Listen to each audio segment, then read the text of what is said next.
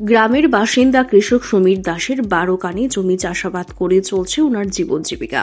কৃষিকাজের সুবিধার্থের জন্য বর্তমান সরকারের কাছে আবেদন করে পিএম কুসুম যোজনা স্কিমে সোলার পাম্প জলের মেশিন পান উনি এবং এই সোলার পাম্প জলের মেশিনের সাহায্যে বসানোর পর সমীর দাস সহ গ্রামের আরও 6 জন কৃষক খরা মৌসুমে সবজির জমিতে প্রয়োজনীয় জল দিয়ে উপকৃত হন। কিন্তু শুক্রবার রাতে কে বা কারা জীবন দাসের সোলার পাম্প মেশিনের তার কেটে ছিন্ন বিচ্ছিন্ন করে দিয়ে যায়।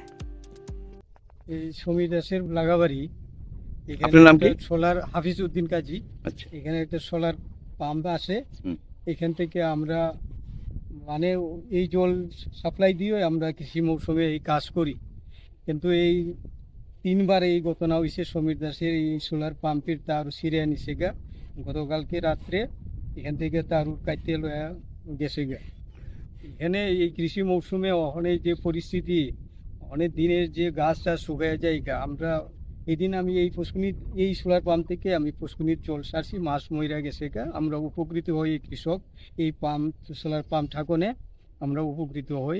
আচ্ছা, এই যে 6 পরিবার এটার থেকে উপকার পাইতেন? উপকার পাইছি আমরা। হ্যাঁ, জলের ব্যবস্থায় কৃষিকাজে কত জমি আছে এখানে 6 পরিবারের? 30-40 কানি হইব না? এখানে আমরা এদের উপরে নির্ভরশীল। তো এখানে মেশিন যে আসে, আমরা সাপ্লাই মেশিন এটা নষ্ট হয়ে যায় গা, এখান থেকে আমরা অনেকে উপকার পাই এই সোলার পাম্প দিয়ে।